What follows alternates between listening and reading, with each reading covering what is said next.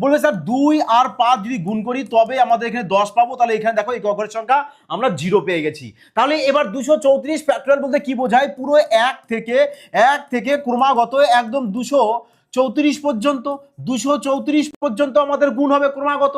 তাহলে দেখবে যে এই যে 1 থেকে 234 পর্যন্ত এর মধ্যে আমাদের 2 বেশি আছে না 5 বেশি আছে, তা যেটা বেশি থাকবে সেটাকে তোমরা কি করবে, ক্যান্সেল আউট করবে। তাহলে অবভিয়াসলি আমাদের 1 থেকে 234 পর্যন্ত 2 বেশি আসবে, তাহলে কি করবে 2 কে তোমরা এখানে ক্যান্সেল আউট করবে। জাস্ট কি করবে 234 কে না 5 দিয়ে ভাগ করে ভাগফল নেবে, 234 কে 5 দিয়ে ভাগ করে যদি ভাগফল নাও, ভাগফল চলে আসবে 46। এই 46 কে আবার 5 দিয়ে ভাগ করে ভাগফল নেবে 9, 9 কে আবার 5 দিয়ে ভাগ করে ভাগফল নেবে, চলে আসবে কত আমাদের 1।